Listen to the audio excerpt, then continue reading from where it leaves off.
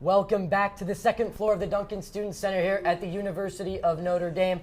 I'm your host, Leo Romano, joined by Lily Simolon and Cooper VanDriessche on this Junior Parents Weekend here at the University of Notre Dame. We figured it would only be fitting to bring nothing but juniors to the show. Guys, Lily, it's your first time in front of the camera, your first time in over a year and a half. How are we feeling today? No, Leo, it feels good to be back. I took a break from the swimming action to be here on the desk for Shamrock for JPW.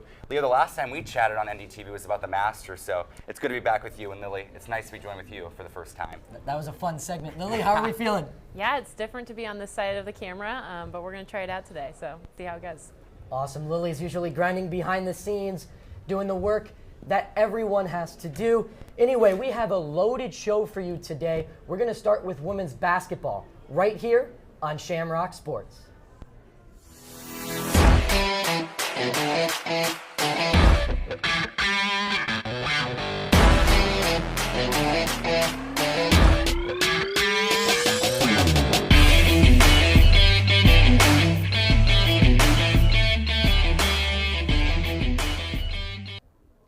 Notre Dame women's basketball traveled to Wake Forest last night to take on the Demon Deacons, and they were hot from three early. Let's take a look at the highlights here. We'll start 86 seconds into this one. Hidalgo buries the three from the right wing to take the 5-0 lead. Ensuing possession, Moore fakes the pass to Prosper in the corner and instead buries a long three of her own. 8-0. Come on now.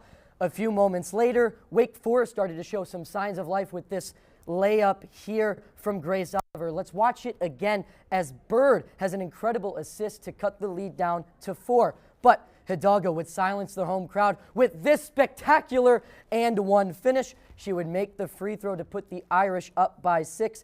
And then look at the ball movement here from the Irish offense. It ends up in the hands of Moore, who again finishes with the three-pointer from the corner to go up 27-20.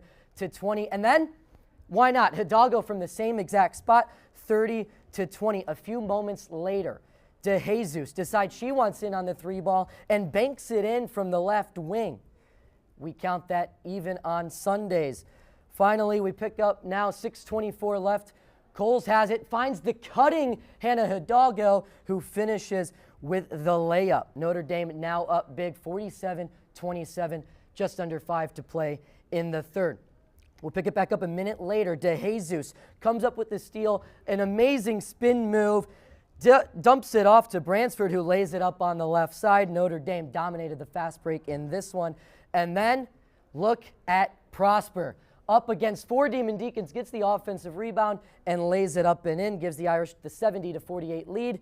And finally, it's not a Notre Dame women's basketball game without Hannah Hidalgo going coast to coast after a steal. She would finish with 26, and that's all she wrote with this one, folks. Notre Dame winners 78-54.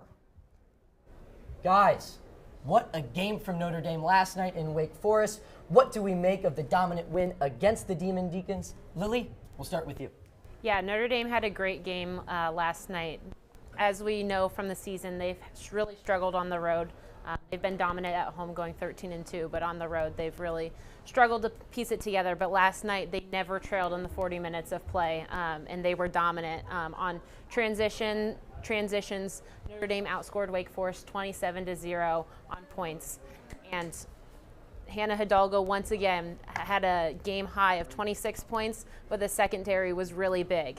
They had KK Bransford, who scored 13 points. This was her biggest performance since February 1st, and Iona Moore and Cassandra Prosper also had a great game, helping out the Irish. Yeah, having Bransford back has been huge for Notre Dame. Cooper, what were your takeaways from last night? Yeah, last night's win over Wake Forest was big for the Irish. Not because the Demon Deacons are some quad one type win opponent, but because the Irish were finally able to pick up a much needed road win. Going into last night's game, the Irish were 3-6 on the road. Long Brown spinning on the former Deacon Coles, and then more. Now, looking at the game specifically, Notre Dame was outstanding on the defensive side of the ball. 17 total steals and 23 points off of takeovers is exactly the type of defensive performance that the Ivy wants to see from her team. Now, when looking at Hannah Hidalgo, she only had 3 steals during that game, but as you talked about the coast to coast, it's a constant reminder that if you're going to get too close to Hannah with the ball, she's going to make you pay for it. She doesn't take negative steps, and she doesn't let anyone get too close on that dribble. No, she absolutely does not. Lily, you mentioned Notre Dame is starting to find some momentum here. They've now won 5 out of the last 6. Do you think that this is something the Fighting Irish can carry into the ACC tournament and eventually into the March Madness tournament, or not so much? Yeah, I hope so. Again, my main concern is them traveling on the road, but I think this game with Wake Forest really gave them some confidence and showed that they can make a statement on the road. I think they're going to really have to rely on their secondary players. We know that Hannah Hidalgo can carry this team, but when it comes to postseason play, you got to have more than just one player carrying you through. So I think they're really going to have to rely on their secondary players to make some key plays. But I think if they can do that, they'll be able to carry out and hopefully make a run in the playoffs. We'll see. Yeah, you know, we talk about momentum, and it's certainly something that we hope they can carry through their season, especially this time of the year for any team, but Notre Dame women's basketball needs it the most, especially with the ups and downs they've had throughout the season. Now, keys to carrying this momentum forward will be letting Hannah be Hannah. Keep applying that defensive pressure and play with a positive emotion. Now, to my last point, when I talk about positive emotion, what does that mean? For this team, it means not getting out of games when they may be down on the scoreboard. At the end of the season, when you're tired and playing a lot of games in a short amount of time period, it's easy to shut down mentally. But if the Irish want to move forward with a positive emotion into March, it's very important they keep playing with a deep heart. And that way, Hannah and the defense can really excel. Absolutely. Notre Dame is now shooting up the ACC rankings when it comes to women's basketball. And when it comes to women's lacrosse, Notre Dame is shooting up the national rankings. With more on women's lacrosse, we head it over now to Juice. Thanks, Leo, for that women's hoops analysis. Now on to women's lacrosse. The Irish keep their undefeated start to the season alive, getting 2 ranked wins on the road this past weekend. Last Friday, they took down the 3rd-ranked Boston College Eagles in the ACC opener. This game was all about the freshmen, with Grace Maroney recording her first hat trick and Maura Irish scoring 2 goals of her own, including the first of the game. Despite an early 3-1 Notre Dame lead, Boston College scored 3 straight goals in the first and left the Irish trailing for most of the game. However, a fourth-quarter surge put Notre Dame back on top, outscoring the Eagles 6-0 to win 12-9. On Sunday, the Irish ladies chalked up another ranked win, this time over the number 25 Harvard Crimson. Notre Dame mounted another impressive comeback, scoring 10 unanswered goals starting in the second quarter after trailing 6-0. They were led by junior Kate Tamarki, who tied her career high of 5 goals, scoring a hat trick in the second quarter alone. More Irish had another impressive game, recording career highs in points, caused turnovers, and ground balls, with 4 apiece. The Irish went on to win 10-7. The 2 wins shot the Notre Dame women's team up the rankings, now sitting at number 4. They look to continue their streak, taking on the Virginia Cavaliers at home this Sunday. Now we'll take it back to the desk for some softball. Thank you, Juice, for your coverage on the women's lacrosse team. Sticking with our wonderful women here on campus, women's softball traveled down to Greenville last weekend. They went 4-1. Softball is looking to carry on some momentum that they had at the end of last season. Lily, what were your biggest takeaways from the South Carolina trip? Yeah, I thought they had a great weekend last weekend, and I think one of the biggest takeaways I took from this past weekend was the team's maturity that they showed and the depth. They're now 7-4 overall on the season, and they had some really tight and competitive games from this past weekend. One of the main ones was Mickey Winchell. She delivered a clutch 3-run home run against East Carolina to put them over 6-3 and win the game in extra innings. And the veteran leadership did not stop there. Michaela Castor was also huge on the mound. She came out with 5 scoreless relief innings with 5 strikeouts and just allowed two hits. I think the Irish's pitching was really strong this past weekend, and it didn't stop with Castor. I mean, Brianne Weiss had 9 strikeouts. She now has 25 strikeouts with only 20 innings on the season already. So the Irish's pitching is looking really strong right now. Those are some impressive numbers. Cooper, did you see it the same way? Yeah, and expanding on Lily's point, I also want to hone in on the pitching that is helping this team win games in difficult moments. Part of the reason that softball has had such a strong start to the season is Michaela Castor. She struck out 7 against Buffalo in 5 innings during their last game of the weekend, which can be really tough during these 5-game weekend tournaments. And these moments, she continues to step up when the Irish need her the most. In short, the biggest takeaway here, the Irish have been successful because they found success on the mound. That's awesome. You love when you find success on the mound, especially as you're heading into a tournament at Central Florida, right? That's where They're traveling this weekend. Home of the 2017 football national champions, by the way. If you know, you know. It's not really. But anyway, what can we expect this weekend? I know the Irish already dropped their first 2 games this afternoon, but what can we take away heading into this week? Yeah, Leo, you mentioned the 2017 national champions. We'll have to argue that point maybe next fall on Shamrock Football Edition. But now the Irish, as you mentioned, kicked off the weekend this morning and this afternoon with an 0-2 record with losses to Charleston Southern and Ohio. Now, it's not the start they wanted, but looking at their game against Charleston Southern, they had the lead until they let up a 4-run inning during the 6th, and they just couldn't mount a comeback from that point. There just wasn't enough time for the Irish. Now, while Castor didn't pitch, they will face tough opponents in UCF and Penn State, and a lot of these games, as they most often do, will come down to pitching. If the Irish can keep the momentum that they had during the end of last weekend, which can be tough during these 5-game weekend tournaments, they'll have a pretty good shot against both UCF and Penn State, despite the 2-loss start that they had. Absolutely. Lily, what do you think? Yeah, I completely agree with Cooper. The 2 games today have not come out to what we expected or hoped for, but I'm really hoping against Penn State and UCF, the Irish can pull out some strong pitching. Like I said before, Castor and Weiss have been incredible on the mound, and hoping for that to continue. But UCF is a ranked team, also the host of the tournament. So they're going to have a challenge there, but if we can test the pitching of Notre Dame softball and they can hold up, I think we're in good shape for conference play. Yeah, I always love talking about women's softball, but a sport I don't love to talk about so much, but we kind of have to because they just won this past weekend, is Notre Dame men's basketball, and we'll talk about their win against Georgia Tech when we return. Here at Shamrock Sports, I pride myself on knowing a lot about, well, sports. And I mean all sports. I think some of the people around the office have started to lose their touch a little bit. Have you been reading up on any lines for the Texas U18 badminton tournament this weekend? Absolutely not. What? No, what? You don't think the boys from El Paso got a good shot at it this year? I have no idea what you're talking about. Dude, you got to figure it out, man. Come on. We do this. Murph, just the guy I was looking for. Okay, so you think Mo Kabasi can go back-to-back in the Yemen camel jumping this year? I'm thinking about sprinkling a few bucks on it. What are you talking about? Mohammed Kabasi? Come on, man. I thought you knew. No. Dude, no one in this office. Are we serious? Kira. Hey. Okay, as a Michigander, I want your opinion on this.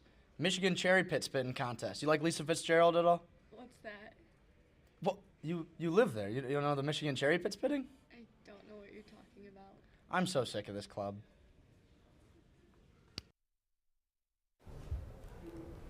With Ben and Trey both abroad, it's nice to see their faces there. But anyway, let's focus on Notre Dame men's basketball for the time being. They won their first game since January 24th on Valentine's Day, beating Georgia Tech. What can we take away from this game? What went right for the Irish, or is Georgia Tech really just that bad? Yeah, I mean, like you said, this was their first win since January 24th, and they've dropped 5 straight games, 10 of their last 11. So this was really critical, not just as a win, but a confidence boost and get those guys their spirits up. But Cole Serta is who I want to talk about. He had an incredible game. I was working that game, and he was just dropping shots left and right. He went 37 points, a career high, and 7 of 11 from the three-point line. He crushed it. And because of his incredible performance, he was really able to space out. Georgia Tech had to extend their defense to really try to cover him. And because of that, the lanes were open, and the Irish were able to pull out an incredible win. For sure, with numbers like that, Serta might have fun playing at Duke next year. But before we talk about the Duke game, Cooper, what were your takeaways? Yeah, the team finally found an offensive rhythm, even without Burton, which is something that we haven't consistently seen this season. The ball movement was sharper, they took smarter shots, and most importantly, they knocked down open looks when it mattered. They were also strong on the boards, controlling possessions and limiting second chances, something that, as we'll talk about, will be critical against the Duke Blue Devils. But as Lily mentioned, you cannot talk about this game without highlighting Cole Serta. He was just outstanding, hitting 7 3-pointers on his way to a career-high 37 points. This kind of breakout performance from a sophomore provides a real momentum and confidence heading into a tough matchup against the Duke Blue Devils. Yeah, there's certainly a reason why his Instagram handle is Certified Bucket.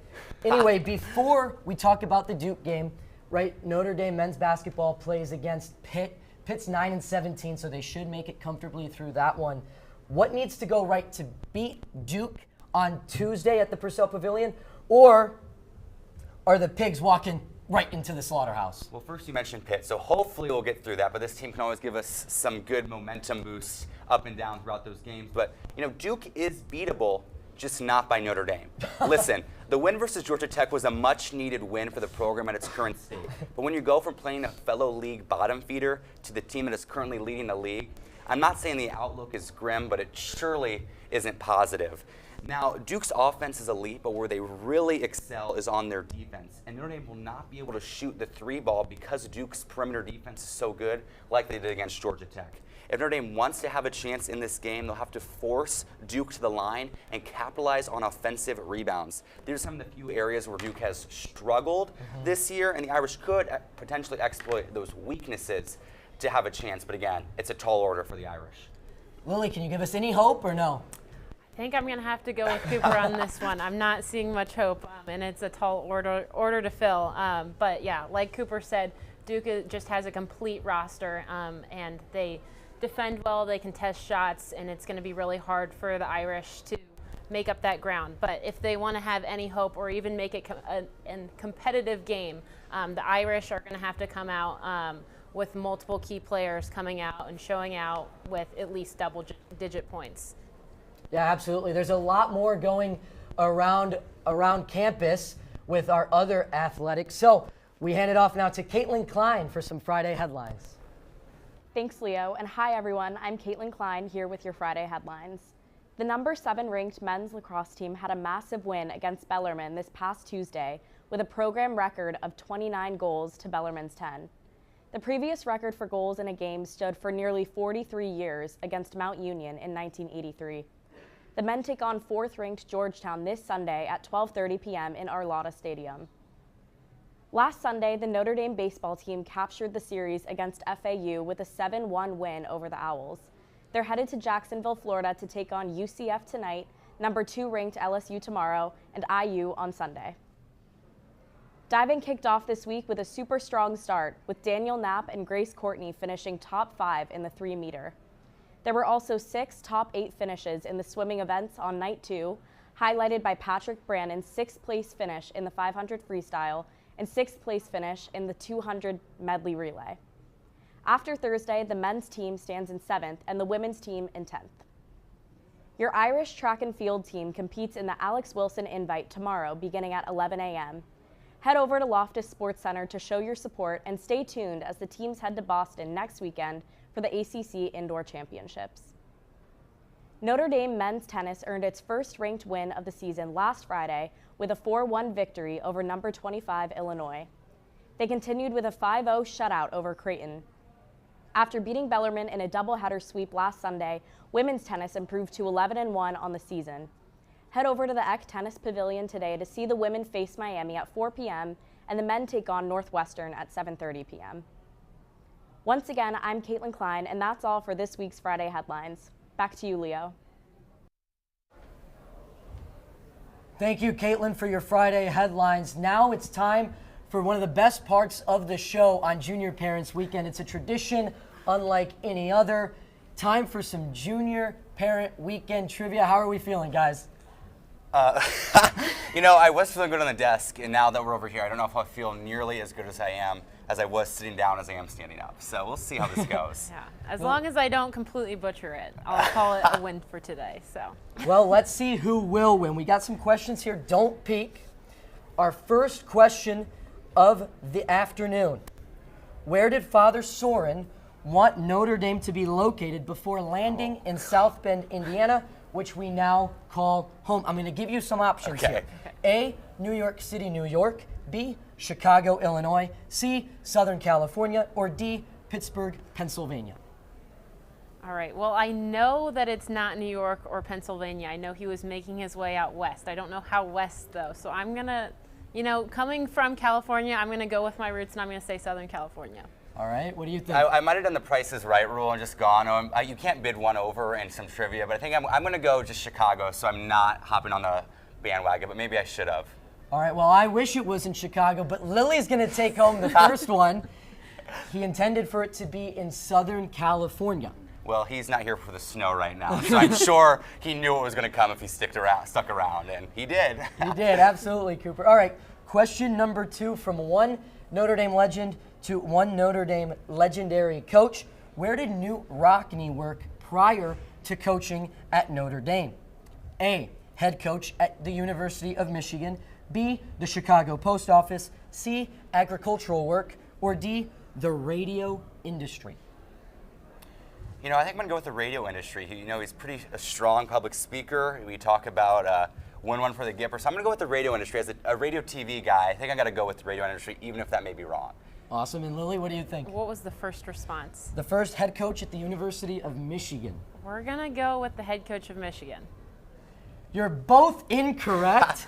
He was actually working at the Chicago Post Office prior to his time here at Notre Dame. So Chicago comes up yet again for me. And as long as we're talking about Chicago and Leo Romano, the final question, reminder, Lily's up 1-0, so you need to get this one right to even tie. What was my major when I applied to Notre Dame? Was it A, political science, B, finance, C, accounting, or D, FTT? I'm going to go for political science. I don't know why, but I just feel like maybe poli-sci is the way you came in here. I'll take that. I'm also going to go poli-sci. So the correct answer is political science. Yes, I got one. I so might have lost, but I got one. But congratulations to Lily. She's our winner job, here Lily. this Junior Parents Weekend. That's all we have for you here from the University of Notre Dame.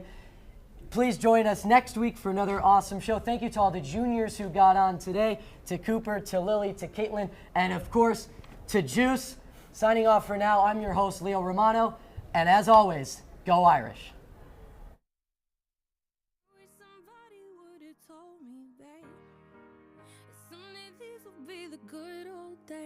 All the love you forget, and all these reckless nights you regret. Someday soon your whole life's gonna change. You'll miss the magic of these good old days. I was thinking about the band, I was thinking about the fans. We were underground, loaded merch in that 12-passenger van, in a small club in Minnesota, and the snow outside of First Ave. I just wanted my name and a star.